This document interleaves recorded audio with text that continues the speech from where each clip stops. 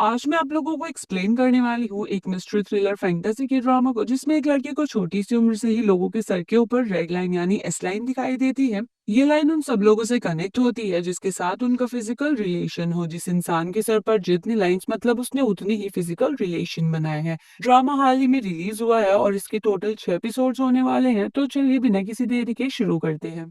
कहानी की शुरुआत में हम अपनी ड्रामा की मेन लीड को उसके घर पर देखते हैं जिसका नाम ह्योन होता है। उसने अपने घर को अच्छे से कवर किया हुआ था और उसकी हालत देखकर लग रहा था जैसे वो न जाने कब से अपने घर से बाहर ही नहीं गई। ह्योन अपनी रूम की थोड़ी सी विंडो खोलकर बाहर एक लड़की को देखती है जिसका नाम सियोने होता है। सियोने के अंकल उसे कार में बिठाकर स्कूल ड्रॉप करने के लिए कह रहे थे, लेकिन सियोने कार में बैठने के लिए इनकार कर देती है। यह ह्योन सियोने के सर पर एक एस लाइन देखती है जबकि कार में बैठे उसके अंकल के सर पर बहुत सारी एस लाइन थी। मतलब उन्होंने बहुत सारे फिजिकल रिलेशन बनाए थे। तभी ह्योन की नजर सामने वाली बिल्डिंग की एक विंडो पर पड़ती है। विंडो पर बैठी एक लड़की जिसका नाम ईवॉन था, वो ह्योन को देखकर मुस्कुराने लगती है। ह्योन देखती है कि उसके सर पर तेईस लाइन थी जिसे देखकर वो अपनी विंडो बंद कर लेती है। इसके बाद वो टीवी देखने लगती है और टीवी के अंदर भी उसे लोगों के सर पर एस लाइन दिख रही थी। यहाँ हमें एक पास्ट का सीन दिखाया जाता है जो वो एक छोटी बच्ची थी तो अपने डैड के सर पर कई एस लाइन देखती है। उसकी मॉम ह्योन की बनाई हुई ड्राइंग देखती है जिसमें उसके डैड के सर से निकल रही एक एस लाइन ह्योन की आंटी से कनेक्ट हो रही थी। उसकी मॉम की बनी ड्राइंग के सर पर भी कुछ एस लाइन निकल रही थी, इसलिए वो उनका मतलब समझ जाती है और गुस्से में अपने हस्बैंड को जान से मार देती है और उसे मारते हुए ह्योन देख लेती है। इसके बाद ह्योन हमें नरेट करती है कि पहले मुझे उन लाइंस का मतलब नहीं पता था, लेकिन धीरे धीरे जैसे मैं बड़ी हुई मुझे इनका मतलब पता चल गया और रियलाइज हुआ कि इस लाइन देखने की वजह से लोग मारे भी जा सकते हैं। इसलिए मैंने हमेशा के लिए अपनी आंखें और मुंह बंद कर लिया और आखिर में मैंने गिव अप कर दिया। यहाँ हमें तब का भी सीन दिखाया जाता है जब यौन ने खुद को कई बार मारने की कोशिश की। कभी वो छत से कूदी, कभी फांसी लगाने की कोशिश की, तो कई बार उसने अपनी कलाई काटने की कोशिश की, लेकिन वो फिर भी मरी नहीं बल्कि हर बार खुद ही हील हो गई। प्रेजेंट में वो अपनी रिसर्च देख रही थी और खुद से कह रही थी कि मुझे पता लगाना होगा कि ये लाइन दिखती क्यों है या फिर ये किसी ने बनाई है, मेरे अलावा कोई और भी इन्हें देख सकता है और मैं इस कर्ज से कैसे छुटकारा पा सकती हूँ। तभी ह्योन का डोर नॉक होता है। वो जाकर डोर होल से बाहर देखती है तो बाहर इवॉन उसके लिए फ्रूट्स लेकर आती है, लेकिन कई बार डोर बेल बजाने के बाद भी ह्योन डोर नहीं खोलती। इवॉन बाहर ही फ्रूट्स रखकर उससे कहने लगती है कि मैं हाल ही में तुम्हारी अपोजिट बिल्डिंग में शिफ्ट हुई हूँ।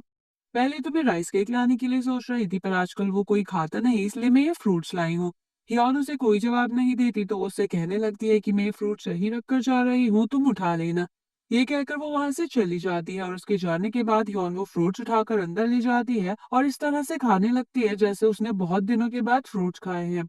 अगले सीन में हम सियोने के अंकल को देखते हैं जिनका नाम जेयुक होता है। वो एक कॉप है और इस ड्रामा के एक मेन कैरेक्टर भी। वो पुलिस स्टेशन के अंदर जाते हैं जहाँ वो अपने कॉलीग्स के साथ इधर उधर की बातें करने लगते हैं और बाद में अपनी एक कॉलीग के साथ रोमांस करने लगते हैं।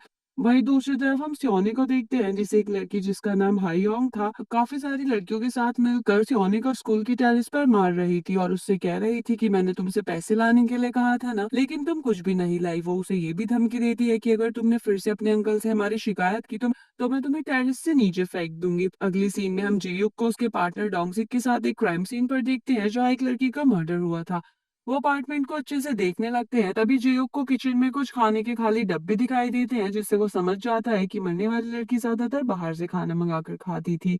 तभी वहां जेब की जूनियर आकर उसे बताती है कि मैंने आसपास पूछताछ की है और मुझे पता चला है कि कल देर रात यहाँ पर एक हेलमेट पहने हुए फूड डिलीवरी वाला आया था।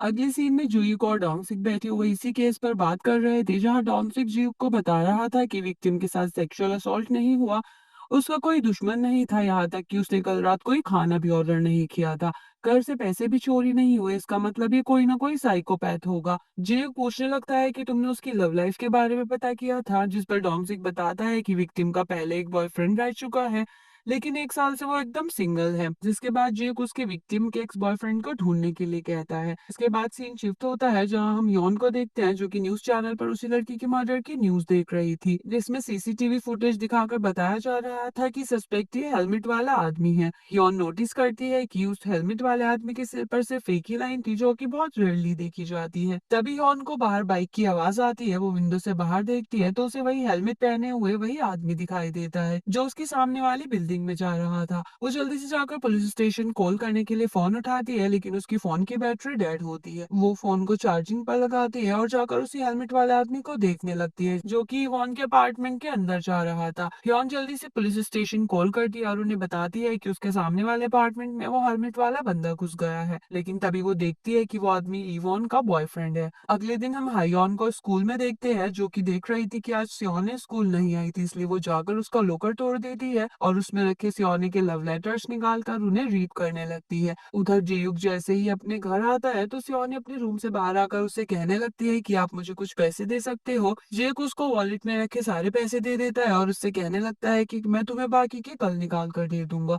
वो सियोने की चोट को नोटिस करता है और उससे पूछने लगता है कि आज तुम स्कूल क्यों नहीं गई, तुम्हारे साथ क्या हुआ है, किसने तुम्हें मारा है। लेकिन सियोने उससे कहने लगती है कि आपको उससे क्या, बस आप ये बताओ कि आप मुझे कितने पैसे दोगे। जिस पर जियुक उससे कहता है कि पहले तुम मुझे ये बताओ तुम पैसों का क्या करोगी। उस सियोने उसे बिना कोई जवाब दिए गुस्से में अपने रूम के अंदर चली जाती है। इसके बाद जियुक के पास डोंगसिक की कॉल आती है और वो उसे बताता है कि कल रात तुम्हारे एरिया की बिल्डिंग बी से किसी लड़की ने कॉल की थी और हेलमेट वाले आदमी के बारे में बता रही थी, क्या तुम उससे जाकर मिल सकते हो। कि जियुक पहले से ही यॉन के अपार्टमेंट की विंडो देख रहा था, क्योंकि वो पूरी तरीके से कवर थी। इसके बाद जियुक यॉन के अपार्टमेंट के बाहर जाकर डोरबेल बजाता है और कहने लगता है कि मैं आर्क पुलिस स्टेशन से आया हूँ। हियोन उसे डोर होल से देखती है और घबरा जाती है, क्योंकि उसने इतनी पास से इतनी सारी एस लाइन वाला इंसान पहली बार देखा था। तभी ऊपर स्टेयर से एक आदमी आकर जियुक से कहने लगता है कि कोई फायदा नहीं, वो बाहर नहीं आने वाली, उसका तो कूड़ा भी कोई और फेंकता है। ये कहकर वो आदमी वहां से चला जाता है। इसके बाद हिम्मत करके हियोन थोड़ा सा डोर खोलती है और उससे कहने लगती है कि मुझे कल रात गलतफहमी हो गई थी, मैंने उस हेलमेट वाले को सस्पेक्ट समझ लिया था, पर वो आपके बराबर में जो लड़की शिफ्ट हुई है उसका बॉयफ्रेंड निकला।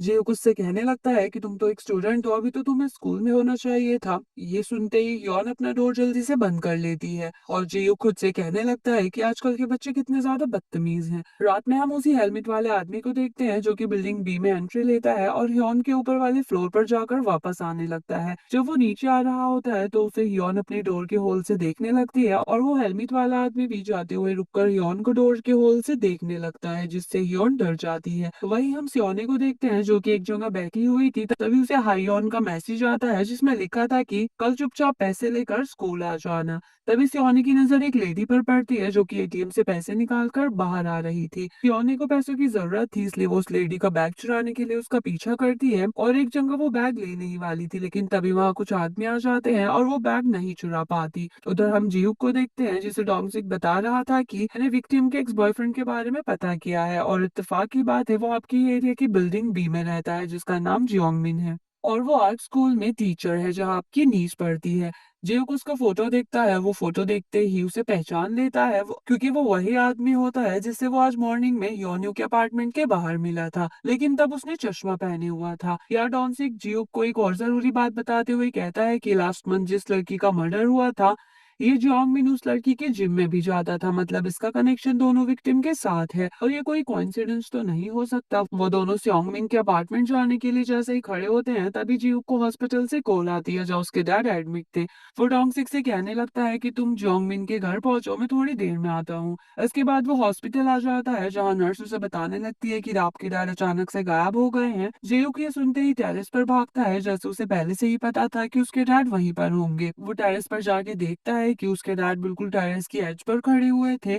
तभी वहाँ हॉस्पिटल का स्टाफ आकर उन्हें नीचे उतार लेता है। वही डोंगसिक जियोंगमिन के अपार्टमेंट पहुंचता है। जैसे ही वो वहां पहुंचता है तो देखता है कि वहां हर तरफ अंधेरा था। वो टॉर्च ऑन करता है और एक रूम के अंदर आ जाता है, जो कि पूरे का पूरा रेड था और वहाँ काफी सारी रस्सियां भी पड़ी हुई थी। वो जियुक को कॉल करता है और उससे कहने लगता है कि मुझे यहाँ पर कुछ गड़बड़ लग रही है। जियुक उससे कहने लगता है कि मैं रास्ते में ही हूँ और जल्दी से पहुंच रहा हूँ। तभी हम देखते हैं कि जियोंगमिन उसी रूम में छिपा हुआ था और वो अचानक से डोंगसिक के सर पर लोहे की रोड से हमला कर देता है और फोन अचानक से कट हो जाता है। जियुक डोंगसिक को कॉल बैक करता है, पर वो फोन नहीं उठाता, जिससे वो समझ जाता है कि उसके साथ कुछ हुआ है। जियोंगमिन डोंगसिक को बेहोश करके बांध देता है और खुद हेलमेट पहनकर और अपना चश्मा लगाकर मिरर में देखकर कहने लगता है कि बस एक और बाकी है। कहकर वो नीचे आ जाता है। विंडो से उसे हियोन देख लेती है और वो देखती है कि उसकी उस लाइन इवॉन से कनेक्ट है और उसी के अपार्टमेंट जा रहा है। वो फिर से पुलिस स्टेशन कॉल करती है, लेकिन उसके फोन की बैटरी फिर से डेड थी,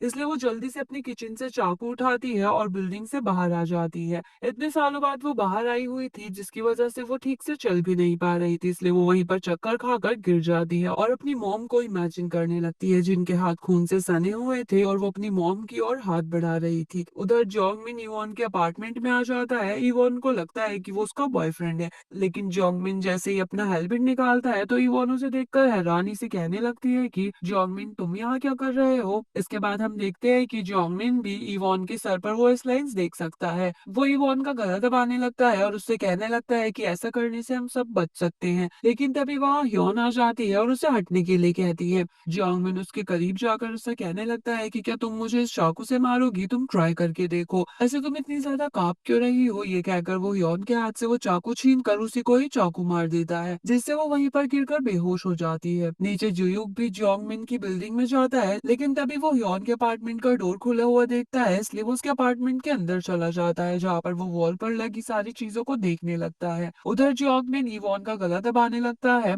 तो हाथापाई में उसका चश्मा नीचे गिर जाता है, जिससे वो पागलों की तरह चीखते हुए कहने लगता है कि मेरा चश्मा कहाँ है, और थोड़ा बहुत ढूंढने के बाद वो उसे मिल जाता है, जिसे लगाकर वो स्माइल करता है और इवॉन को फिर से मारने की कोशिश करने लगता है। इस बार उसकी चीख जियुक सुन लेता है और विंडो से देखने लगता है कि जोंगमिन इवॉन को मार रहा था और यॉन वहीं पर बेहोश पड़ी थी। यॉन को भी होश आ जाता है क्योंकि वो खुद ही हील हो जाती है। वो जोंगमिन के पैर में चाकू मार देती है। जोंगमिन चिल्लाता है और ह्योन को चाकू मारने वाला होता है, लेकिन तभी जियुक उसे ह्योन की विंडो से ही शूट कर देता है, जिससे वो जमीन पर गिर जाता है। जैसे जैसे उसकी आंखें बंद हो रही थी तो वो खुद से कह रहा था कि ये लाइन गायब हो रही है। इसके बाद वहां पर पुलिस और एम्बुलेंस भी आ जाती है। यहाँ ह्योन बैठी हुई थी, तभी जियुक उसे उसके सनग्लासेस देता है, जो कि बेहोश होते हुए बिल्डिंग के बाहर ही गिर गए थे। जोंगमिन की डेड बॉडी को देखकर ह्योन खुद से कह रही होती है कि क्या ये भी इस लाइन देख सकता था, लेकिन कैसे। यहाँ वो याद करती है कि जब जोंगमिन का चश्मा नीचे गिरा था तो वो उसे पागलों की तरह ढूंढ रहा था, इसलिए वो खुद से कहने लगती है कि क्या वो उस चश्मे की वजह से इस लाइन देख पा रहा था। इसके बाद जब सब लोग वहां से चले जाते हैं तो जियुक ह्योन से पूछता है कि क्या तुम श्योर हो तुम्हें हॉस्पिटल नहीं जाना। ह्योन उसे इनकार कर देती है और उससे पूछने लगती है कि जो अभी आदमी मरा था वो कौन था। जियुक उससे कहने लगता है कि मैं ये तुम्हें बाद में बता दूंगा।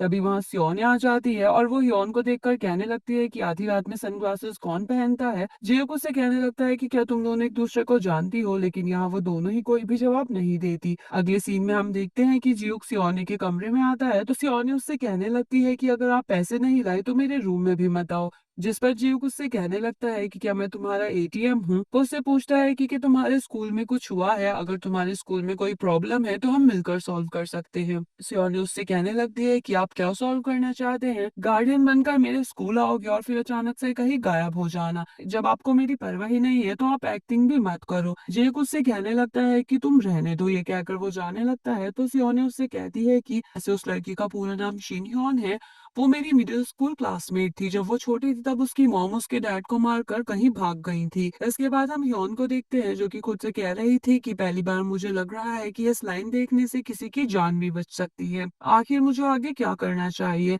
तभी उसे किसी अननोन पर्सन का मैसेज आता है, जिसमें लिखा था कि मैं भी तुम्हारी तरह इस लाइन देख सकता हूँ, मुझसे आर्क हाई स्कूल में आकर मिलो। जिसके बाद ये एपिसोड यहीं पर एंड हो जाता है।